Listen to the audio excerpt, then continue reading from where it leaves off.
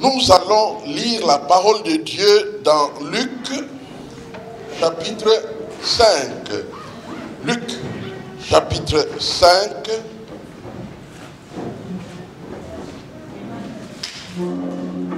Du 1er au 6e verset. La parole de Dieu. Comme Jésus se trouvait auprès du lac de Génézareth et que la foule s'est pressée autour de lui pour entendre la parole de Dieu, il vit au bord du lac 2 barques d'où les pêcheurs étaient descendus pour laver leurs filets. Il monta dans l'une de ces barques qui était à Simon et il le pria de s'éloigner un peu de terre. Puis il s'assit et de la barque, il enseignait la foule. Lorsqu'il lui cessait de parler, il dit à Simon, « Avance en pleine eau et jetez vos filets pour pêcher. » Simon lui répondit, « Maître, nous avons travaillé toute la nuit sans rien prendre. Mais sur ta parole, je jetterai le filet. » L'ayant jeté, ils prirent une grande quantité de poissons et leur filet se rompait.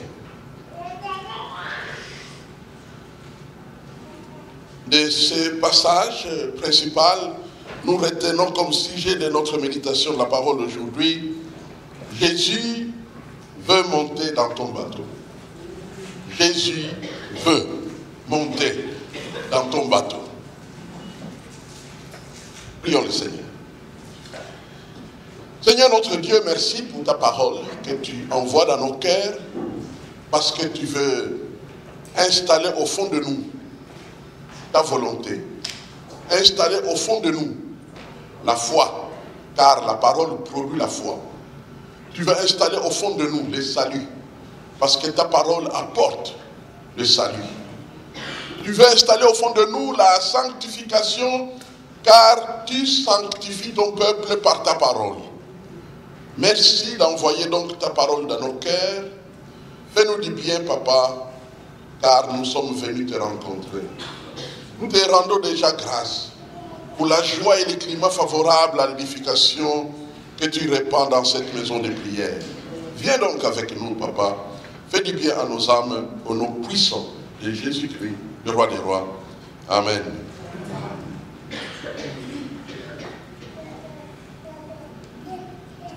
Ils étaient là découragés. Ils étaient, on dirait, dans l'échec. Ils venaient de passer toute une nuit à faire la pêche, sans rien attraper. C'est rare. En règle générale, les professionnels de la pêche, quand ils descendent dans les eaux et passent des heures, il y a des poissons. Mais ces jours-là, un échec cuisant. Rien n'a été attrapé. Maintenant la question, comment ont-ils géré la suite de l'histoire? Parce que souvent, nous pensons tous que dès qu'il y a l'échec, il faut entrer dans le deuil, il faut regretter, il faut se décourager. Heureusement, il y a un chant qui vient nous édifier pour dire que même dans des temps compliqués, nous pouvons louer l'Éternel. Mais comment ont-ils géré la suite des temps? La première chose qui m'a frappé lorsque j'étais en train de parcourir un peu ces récits, c'est que Pierre et ses partenaires étaient là, j'ajoute le mot disponible. Ils étaient là, disponibles, continuant à faire ce qu'ils pouvaient faire. Ça, c'est la première pensée dominante dans ma réflexion. Ils étaient là en train de laver les filets. C'est un travail normal qui se fait dans le milieu de la pêche avec les bateaux. Quand vous avez fini de faire la pêche, vous savez, les filets que vous envoyez dans l'eau ne tirent pas que des poissons, ça peut tirer aussi des herbes, des morceaux de bois, des détritus de toutes sortes qui jalonnent les cours d'eau dans lesquels vous faites votre pêche. Et donc, lorsque vous avez fini de faire le travail, il faut maintenant petit à petit retirer, enlever. Ils étaient là en train de faire le travail normal qui devrait être fait.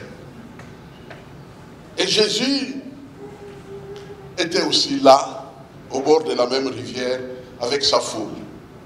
Avec sa foule. Sauf que c'était impossible pour lui de prêcher de l'intérieur de la foule. Parce que la Bible dit que la foule pressait Jésus. Vous comprenez un peu comme lorsque une personnalité désirable arrive dans une foule et que la foule l'entoure, c'est totalement impossible. Ceux qui sont peut-être tout autour de lui peuvent l'entendre parler, mais pas ceux qui sont au-delà de deuxième, troisième, quatrième, cinquième rang. Donc, la foule pressait Jésus. Et pourtant, il avait une parole pour cette foule. Il avait une parole comme d'habitude d'ailleurs. Jésus est la parole de Dieu. Il a toujours une parole pour la foule. Il a toujours une parole pour nous. Et il voulait donc apporter la parole à cette foule. Et il va demander l'aide de ces hommes disponibles. Est-ce que je peux monter dans votre barque? Est-ce que je peux monter dans votre bateau? Jésus veut monter dans notre bateau. Est-ce que je peux monter dans votre barque pour que je puisse parler à cette foule qui est dans le besoin? Pour que je puisse accomplir le ministère que je dois accomplir. Est-ce que je peux monter dans votre bateau? Et Pierre dira, Simon dira, pourquoi pas? On a fini de nous fatiguer à faire une pêche qui n'a pas porté. Les bateaux sont là. Pourquoi pas? Dans ces temps libres. Et c'est comme ça que Jésus donc va monter, il va prêcher. Et quand il a fini de prêcher, Jésus pose un acte totalement inattendu. Qu'il soit un prêcheur, nul doute. Qu'il soit un homme qui attire la foule, nul doute. Mais qu'il puisse parler de la pêche, c'est pas son domaine. Nous vivons une époque où on veut confiner la parole de Dieu dans l'église. Ça n'a rien à voir avec notre monde des entreprises. Ça n'a rien à voir avec notre monde de la politique. Ça n'a rien à voir avec nos autres domaines. Restez là-bas au temple. Ne venez pas de ce côté-ci.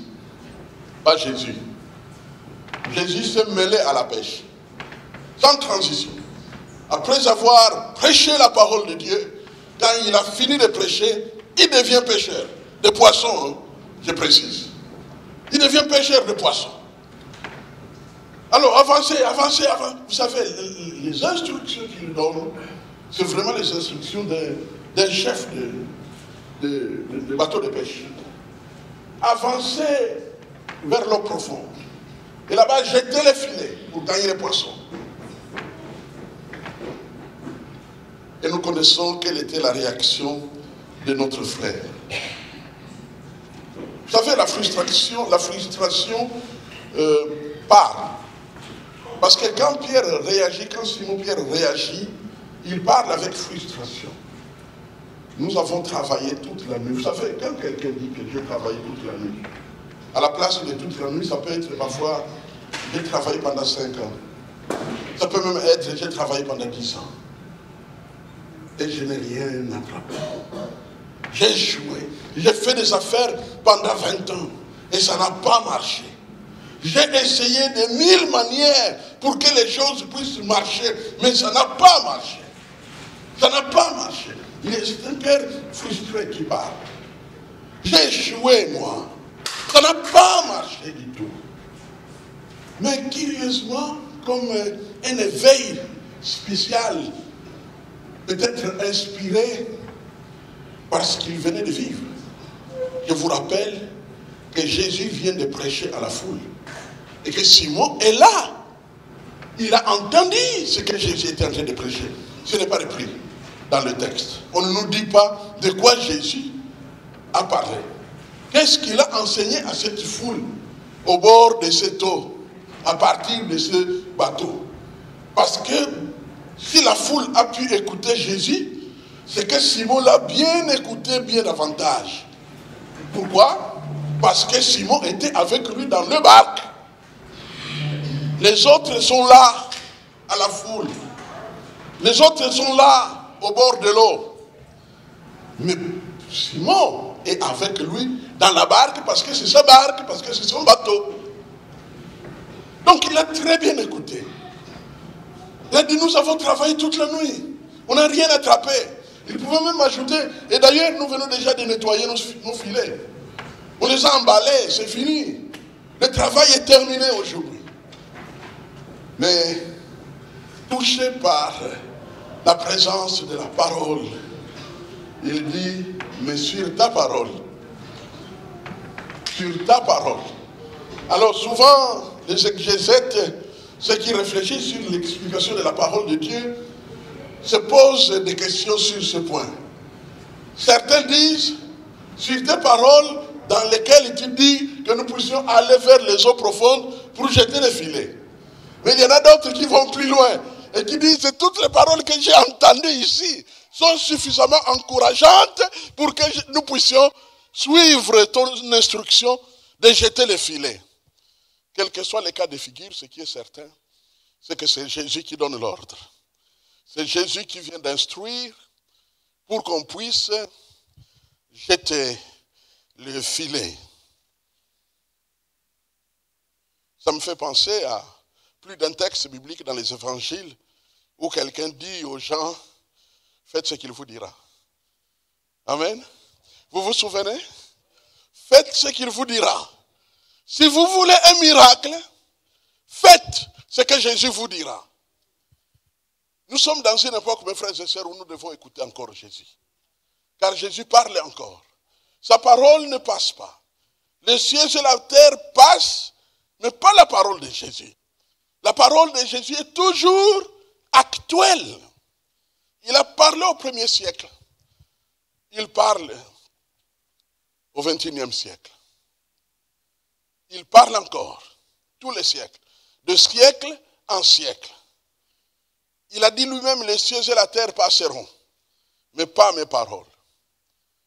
Il y a des moments où quand il y a un blocage, nous avons besoin de mettre à la place de notre parole, à la place de notre habitude, à la place de notre professionnalisme, à la place de nos propres capacités, à la place de nos expériences. Nous avons besoin de mettre la parole de Jésus. Avancez dans les eaux profondes et jetez les filets. Sur ta parole, nous allons jeter les filets. Et vous savez ce qui arrive. Pierre et ses partenaires vont attraper beaucoup de poissons et ils sont devenus, dans la suite des temps, quand vous étudiez le texte, des distributeurs de poissons. Parce qu'ils en avaient tellement que le bateau, le premier bateau du miracle, s'enfonçait. Les filets étaient en train de rompre. Et ils ont appelé les amis.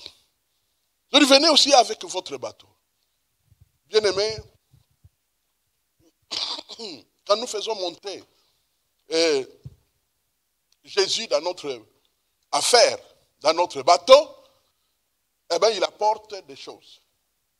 Pas seulement pour résoudre notre problème, mais il apporte des choses qui pourraient nous qualifier pour être des solutions pour la région, pour tous les autres. Amen.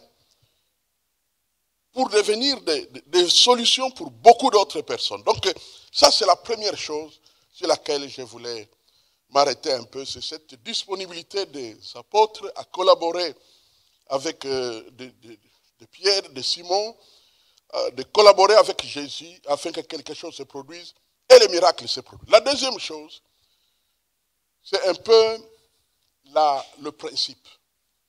Quel principe pouvons-nous retenir dans les comportements de Simon et ses partenaires? C'est d'impliquer Dieu dans notre profession. Je précise, profession. Je n'ai pas dit foi. Je n'ai pas dit croyance. Je n'ai pas dit religion. Je n'ai pas dit église. J'ai dit profession.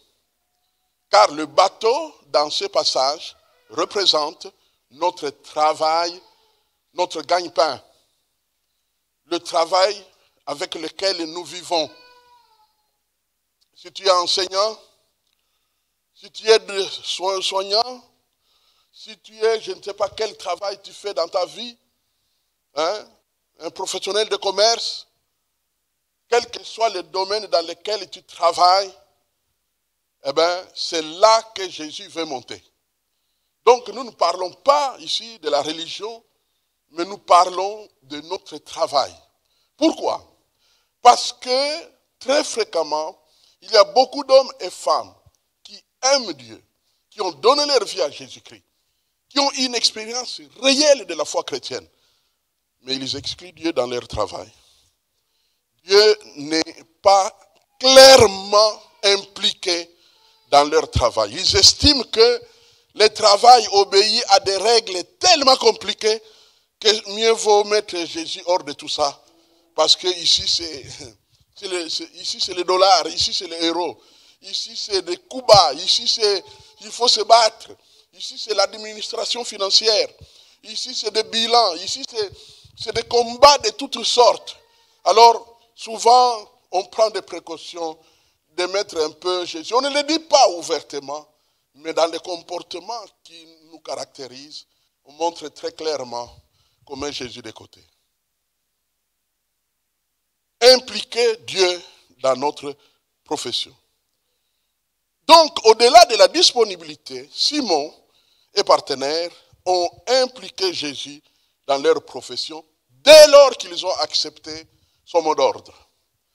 Dès lors qu'ils sont passés à l'action quand il leur a ordonné de faire ce qu'ils devraient faire, c'est-à-dire d'avancer vers les eaux profondes et de rejeter des filets malgré tout le temps qui s'est écoulé. Pour un moment, Jésus s'est servi donc du bateau pour enseigner. Mais maintenant, ce moment donné à Dieu pour enseigner, j'ai l'impression, fit descendre la puissance de Dieu dans le bateau, sur Pierre, sur ses partenaires, sur le lac, sur les poissons. Au fait, en donnant à Jésus d'utiliser les bateaux pour prêcher à la foule. Parce que vous savez que Jésus prêchait avec onction. Bien aimé, le moment où la parole est proclamée, il y a comme une pluie, une grâce qui descend. Qui descend. Et bien, c'est descendu là-bas. La puissance de Dieu est descendue. Le bateau est touché. Le lac est touché. Les poissons sont touchés. Les pêcheurs qui n'ont rien attrapé pendant toute une nuit sont touchés. L'histoire change. Donc, en acceptant que Jésus monte dans notre barque, nous modifions l'histoire de notre profession. Nous le savons, mais nous devons l'apprendre de la parole de Dieu. Car notre besoin, c'est quoi, mes frères et sœurs? Ce n'est pas seulement de dire que tout est possible à Jésus, mais c'est de dire que sur la base d'une parole, nous avons la foi nécessaire pour vivre les choses dont parle la parole. La foi vient de ce qu'on entend. Et ce qu'on entend vient de la parole de Christ. Donc la puissance de Dieu est descendue et l'histoire était modifiée. Au fait, il ne péchait plus seul. Il péchait avec Dieu. Il faisait la pêche avec Dieu. Imaginez un instant, mon frère, ma soeur, dans ton travail, tu travailles avec Dieu. Tu le fais avec Dieu. Tu es dans les laboratoires avec Dieu. Tu touches, tu manipules parfois des objets dangereux, mais tu le fais avec Dieu. Tu enseignes avec Dieu. Tu soignes avec Dieu. Dieu est là avec toi. Il intervient directement. Il influe. il influence. Après une nuit sans rien prendre, qu'est-ce qui a changé? Qu'est-ce qui a changé, mes frères et sœurs? Après une nuit sans rien prendre. Pourtant, c'était le même lac, le même bateau, le même filet, le même personnel pêcheur, les mêmes poissons, type de poissons dans le lac. Mais qu'est-ce qui a changé? La différence entre les filets vides et l'abondance était, vous le savez, vous le comprenez, la présence de Jésus dans le bateau. La présence de Jésus dans le bateau a tout changé, tout changé. Comme je l'ai dit, ils ne pêchaient plus seuls. Ils ont impliqué Jésus dans leur affaire. Changement étonnant. 10 heures de pêche sans rien attraper, remplacées par 10 minutes de pêche avec une abondance de poissons attrapés. De 10 heures à 10 minutes. Voilà ce que Dieu fait quand il entre dans notre affaire. Là où nous avions besoin de 10 heures, toute une nuit, pour faire notre pêche, et de surcroît, rien attraper, quand Dieu entre dans l'affaire, c'est 10 minutes.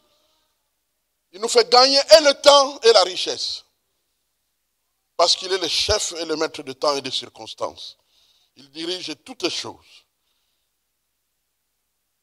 La question est, quel est votre bateau dans votre expérience, dans votre réalité? Qu'est-ce que moi, toi, peux appeler bateau dans ton cas de figure? Un peu de réflexion. Ça ne te demandera pas beaucoup. Et tu trouveras la réponse. Pour Pierre, Simon et ses partenaires qui étaient dans la pêche, c'était le bateau, l'outil de travail. Et toi, quel est ton outil? Si tu étais taximène, tu comprendrais que ta voiture, c'est ça ton outil de travail. On peut allonger la liste. Ça peut être un lieu, ça peut être une entreprise, ça peut être un domaine précis, ça peut être des projets pratiques, ça peut être une activité dans laquelle tu gagnes ce dont tu as besoin pour faire face aux mois et aux années de ta vie et pour résoudre les besoins. Quel est votre bateau?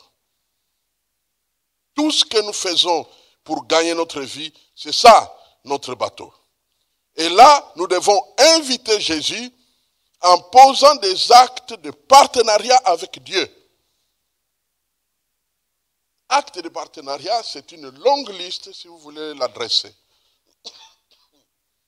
Je peux vous proposer, comme par exemple, faire entrer la prière dans une organisation de ton travail. Faire entrer la prière. Si tu es le chef, carrément tu dis, bon, aujourd'hui nous allons commencer le travail en priant. Pour demander la sagesse de Dieu. Les premiers jours, peut-être certains peuvent être choqués. Mais je vous dis la vérité, ils peuvent vous respecter. Ils peuvent dire, aujourd'hui je sens vraiment le besoin que nous puissions prier.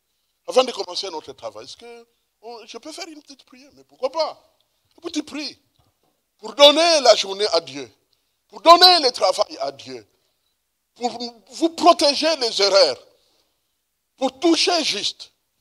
Pour accorder le discernement. Pour attirer la clientèle. Pour faire du bien à ceux à qui on veut faire du bien. Et ainsi de suite.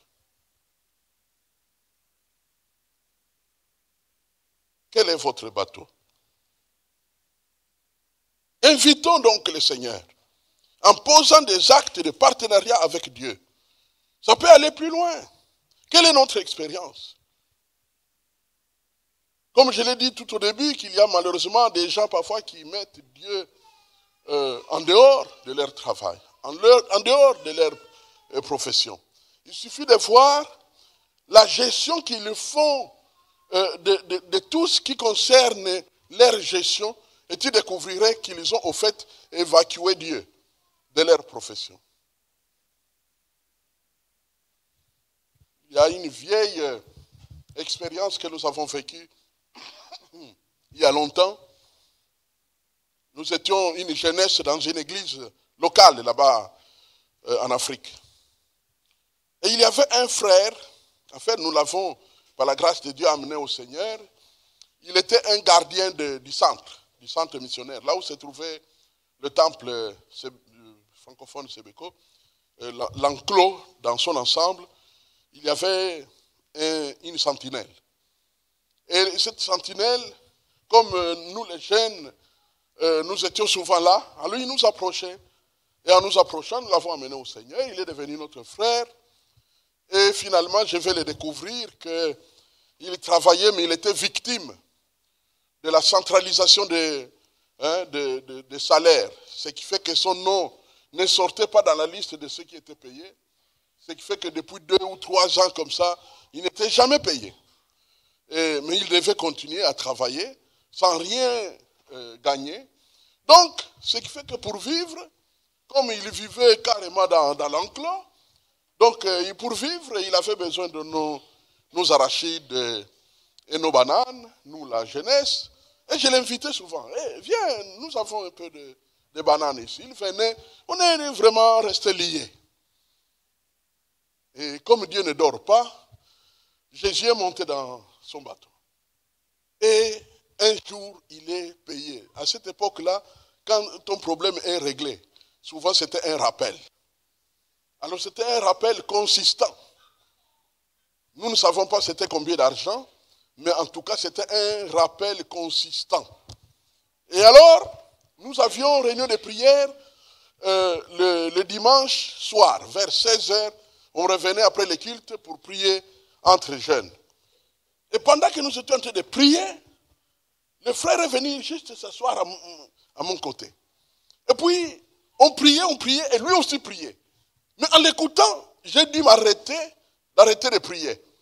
Parce qu'il disait des choses incohérentes dans sa prière. Je l'ai écouté.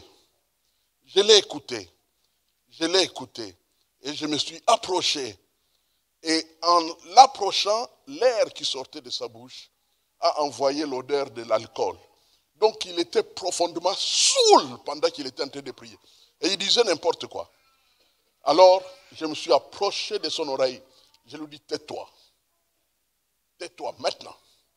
Et puis, nous avons continué la prière. Il n'a plus prié, il a seulement regardé. Et puis à la fin, j'avais compris qu'il avait touché l'argent. Et comme il avait touché l'argent, pour fêter, qu'est-ce qu'il a fait? Il est venu louer l'Éternel. Non! Il est allé boire l'alcool. Donc, l'usage qu'il fait du fruit du miracle, c'est tout simplement montre clairement que cet homme n'a pas impliqué Dieu dans son affaire. Donc, l'usage que nous faisons du fruit des bénédictions que Dieu nous donne, l'usage que nous faisons de l'emploi du temps au moment où Dieu nous donne un travail, l'usage que nous faisons de la bénédiction de Dieu à une époque donnée, nous n'avions rien. Et puis tout à coup, nous avons quelque chose de sérieux. La manière dont nous agissons peut clairement montrer que même si nous continuons à dire que Dieu, j'ai cherché, j'ai demandé à Dieu, Dieu m'a donné, mais en réalité, nous avons évacué Dieu. Dieu n'est pas dans notre barque. Dieu n'est pas dans notre bateau. Et c'est dommage. C'est dommage parce que si nous n'avons pas Dieu dans notre bateau, qu'est-ce qui va suivre? Ce qui va suivre, c'est que même le miracle sera éphémère. Le miracle sera éphémère. Alors que le plan de Dieu, quand il monte dans notre bateau, ce n'est pas pour un week-end. Notre Dieu ne va pas en vacances chez nous. Il vient vivre avec nous. La Bible, dans Apocalypse, chapitre 3, verset 20, la Bible dit que je mangerai avec vous. Je souperai avec vous. Je resterai avec vous. Notre Dieu veut rester avec nous. Et c'est ce que nous voyons sous nos yeux quand nous voyons l'attitude de cet homme et ses partenaires. Relisons une partie de notre texte que nous n'avons pas lu au début. Je vous propose de lire à partir du verset 8. Toujours Luc chapitre 5, verset 8 à 11. Que dit la Bible? Quand Simon vit cela, Simon-Pierre tomba aux genoux de Jésus et dit, Seigneur, retire-toi de moi, parce que je suis un homme pécheur. Car l'épouvante l'avait saisi, lui et tous ceux qui étaient avec lui, à cause de la pêche qu'il venait de faire. Il en était de même de Jacques et de Jean, fils de Zébédée, donc les bateaux complémentaires, les associés de Simon. Alors Jésus dit à Simon, ne crains point, notez, désormais tu seras pêcheur d'hommes. Alléluia. Quand tu laisses Jésus monter dans ton bateau, ça ne s'arrêtera pas simplement au premier miracle qui va remplacer tes 10 heures de manque par 10 minutes de miracle. Là, ça sera simplement une introduction. Là, c'est simplement pour te dire, moi, Jésus, je suis le grand Dieu qui change le temps et les circonstances de ta vie. Et donc, lorsqu'il introduit ainsi la puissance de Dieu, eh bien, ça va t'ouvrir les yeux. Mes frères et sœurs, vous savez que la Bible dit que notre Dieu ouvre les yeux des aveugles. Et nous avons compris en méditant ces passages que lorsque Dieu ouvre les yeux des aveugles, ce n'est pas seulement les aveugles physiques, c'est aussi les aveugles spirituels. Notre Dieu, quand il intervient dans notre vie, il ouvre nos yeux. Et nous pouvons voir plus clairement, nous pouvons voir plus grand, nous pouvons expérimenter plus grand. Vous savez, j'ai la conviction qu'il y a beaucoup de frères et sœurs qui feront 40% des choses là où ils auraient pu faire 90, sinon 95% des choses. Et à la place des choses, je mets grandes choses. Ils pouvaient faire 95% de grandes choses, mais ils ne font que 40, voire 20. Ils se satisfont de 20%, mais ils oublient que s'ils avaient laissé un peu plus d'espace à Jésus dans leurs affaires, eh bien, Jésus allait propulser leurs affaires jusqu'à 90%. Et ils allaient être des grands, capables d'édifier pas seulement 12 personnes, pas seulement 20 personnes, mais peut-être même toute une ville, toute une région. Ne voyons-nous pas certaines entreprises qui portent certains noms? Vous avez entendu parler de Coca-Cola. Vous avez entendu parler de Western Union. Vous avez entendu parler de KFC. Vous avez entendu parler de plusieurs entreprises qui sont devenues mondiales. Mais quand vous voyez les débuts de leur activité, c'était local. C'était un petit coin. Mais parce qu'il y avait un mécanisme de développement dans leur affaires. Et pour moi, pour nous, enfants de Dieu, c'est impliquer Dieu davantage dans ce que nous faisons. Nous pouvons voir la grandeur de Dieu se manifester. Bien-aimés, nous avons vécu une petite expérience. Nous étions encore tout jeunes, à la paroisse francophone à Kitambo. Ceux qui sont là-bas ne reconnaissent peut-être pas parce qu'ils ne sont plus nombreux à cette époque. À notre époque, le bâtiment était sale. Depuis qu'on l'avait, le bâtiment de l'église, depuis qu'on l'avait laissé par les missionnaires, on n'avait plus rien fait. Alors, dans notre réunion de jeunesse, nous avons proposé, nous avons dit, mais pourquoi ne pas aller à Chani Metal pour solliciter de la chaux afin de repeindre notre bâtiment et que ce soit plus propre. On a dit, ah, mais oui. Nous sommes allés une dizaine avec nos seaux. Donc vous allez demander, mais vous ne savez pas si on vous donnera, mais déjà avec des seaux. On est arrivé là-bas, on a salué les gens que nous avons rencontrés à Chanimetal, c'est vers le bord du fleuve. Et alors, nous avons parlé, nous avons dit, voilà, nous venons d'une paroisse, nos murs sont sales, et nous voulons mettre de la chaux pour que ce soit propre dehors, pas dedans pour qu'il n'y ait pas trop d'odeur. Et ils ont dit, bon, le chef est là-bas. Nous sommes allés voir le chef. Il a dit, oh, vous venez d'une église? Oui. Alors, venez avec vos seaux.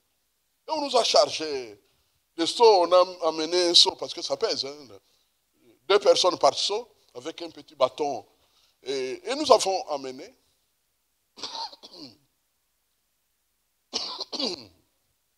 Alors, je vais continuer. Je vais prendre quelque chose.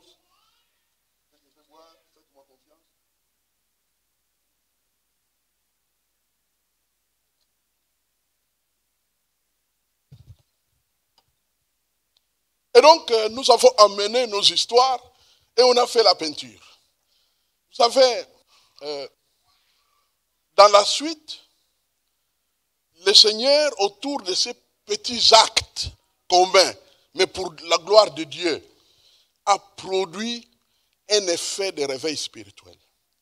Au point que l'un des pasteurs qui était très attentif à ce qui s'est passé, le pasteur Dr Lumeya, dira en pleine assemblée, la jeunesse de cette église a amené le réveil spirituel dans l'église. Mais comment Dieu l'a fait? C'est au travers des actes posés dans la communion fraternelle. Donc moi, quand j'étais jeune, mes frères et sœurs, je n'étais pas utilisé pour détruire une église. J'étais utilisé pour bénir une église. Moi, je crois que c'est dans la volonté de Dieu que nous puissions être utilisés pour bénir une église, pour faire avancer une église. Et de la sorte, notre Dieu sera glorifié. Donc, on voit Jésus qui dit à Simon, désormais, tu seras pêcheur d'hommes. Désormais, là où tu pêchais des poissons, ça sera des hommes que tu vas pêcher. Ça veut dire développement. Et donc, faisons entrer Dieu. Vous savez, je ne peux pas prescrire les paroles du Saint-Esprit comme ça. Mais le Saint-Esprit est là. Lui qui envoie cette parole. Plus d'une fois, il m'a parlé au travers d'une parole. Les autres, chacun a reçu ce qu'il devrait recevoir. Et bien ma prière, comme je vais prier tout à l'heure, c'est que chacun de vous puisse recevoir ce que tu dois recevoir par rapport à ta situation. Quel est ton bateau? Comment peux-tu faire entrer Jésus dans ton bateau? Comment est-ce que tu vas manifester que vraiment, dans ton bateau à toi, Jésus a sa place? Que tu n'as pas évacué Jésus. Que tu ne vis pas dans la chair dans ton bateau. Vous savez, il y a un détail qui sera repris plus tard. Toujours les mêmes pierres. Parce qu'un jour, lorsque Jésus va retourner au ciel, il veut reprendre un peu la pêche, quoi. Parce que celui qui faisait les miracles est parti, bon, il faut bien manger, il faut bien se nourrir. Et il a repris la pêche. Et ce qui est très étonnant, c'est qu'à l'époque où Pierre reprend la pêche, vous savez ce qu'il fait? Il fait la pêche tout nu. Il fait la pêche tout nu. Et le Seigneur choisit justement ce moment-là pour se présenter, que la paix soit avec vous. Et la Bible dit que Pierre plongea dans l'eau. Que la paix soit avec vous dans l'eau. Et le texte d'ajouter, parce qu'il était nu. C'est pourquoi non, il ne faut pas que Jésus nous trouve dans ces conditions-là quand il va nous rejoindre dans le bateau. Alléluia. Ah, j'aime bien le Saint-Esprit. Parce qu'il a ses manières de parler à ses enfants. Amen. Quel est votre bateau? Quelle est l'implication de Jésus dans votre bateau? Quelle part Jésus occupe dans votre bateau? Ma prière est que ton bateau ne devienne pas une sorte de Titanic. Eh oui. Parce qu'un bateau peut aussi devenir Titanic. Hein? Vous avez entendu dans l'histoire, hein? Il y a des bateaux qui sont devenus des Titanic, qui ont sombré, qui ont fait sombrer des gens. Et les propriétaires des bateaux, ils sont sombrés dans leurs bateaux. Mon frère, ma soeur, tu es un chrétien, tu es un enfant de Dieu. Dieu t'a donné des opportunités, des grâces. Et je prie Dieu que le Jésus en qui tu as cru, tu le laisses monter dans ton bateau. Et que tu le gardes avec lui, que tu le gardes avec toi dans le bateau, qu'il reste là avec toi. Alors lui, il va non seulement multiplier et faire des miracles, mais il va faire monter les galons. Tu étais pêcheur de poissons, tu deviendras pêcheur d'hommes. Amen. C'est toute une vocation qui a été déclenchée à l'occasion d'une pêche de poissons. Maintenant, vous savez, le grand apôtre Pierre, qui prêchera les jours de Pentecôte, où est-ce que son histoire a commencé? C'est lors d'une petite pêche de poissons. Et ce n'était même pas une pêche réussie. C'était un échec au départ. Mais un échec auquel il a accueilli Jésus. Et Jésus a changé l'échec en victoire. Et de victoire à un ministère planétaire, historique, mondial. Amen. Parce que de petites choses, notre Dieu peut faire de grandes choses. Prions le Seigneur. Alléluia. Père Tout-Puissant, nous te sommes profondément reconnaissants pour ta parole que tu viens d'envoyer dans nos cœurs. Cette parole vivante, cette parole édifiante, cette parole qui te concerne et cette parole qui nous concerne.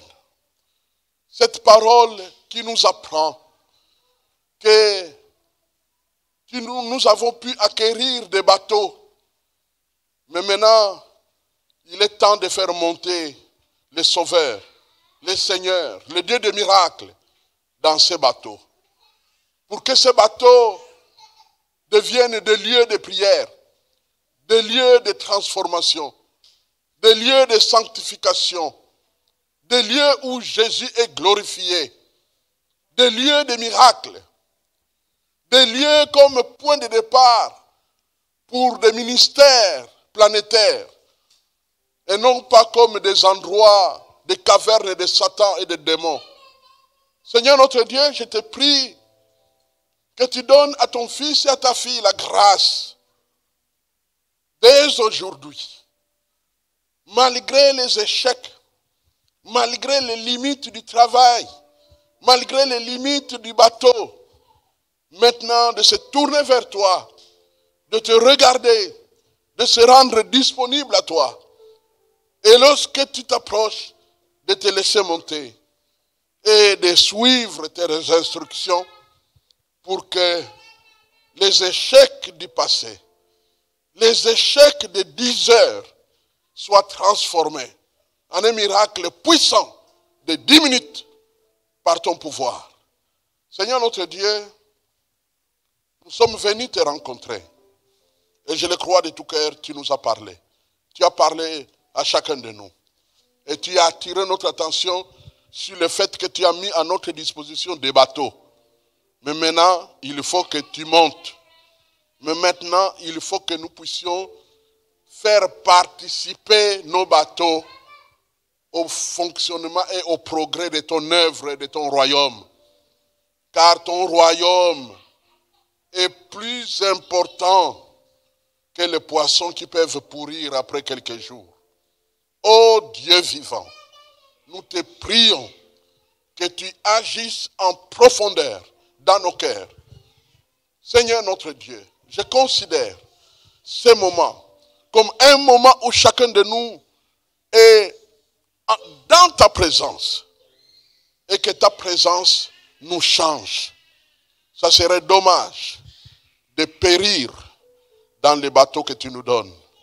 Nous voulons que les bateaux deviennent des tremplins pour de grandes réussites et pour de grands progrès.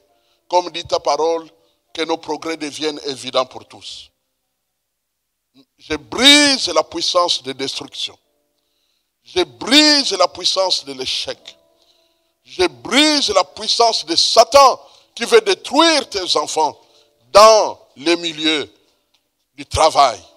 Et je proclame ta victoire dans les cœurs et dans les pensées avant qu'il ne soit trop tard. Merci pour ta grande fidélité et ta grande bonté pour tes enfants. Merci. Nous t'accueillons, Jésus. Tu es la solution à nos problèmes. Là où il y a l'échec, Ça veut dire Jésus est en route pour donner la victoire. Amen. Amen. Acclamons le Seigneur pour la parole de ce matin.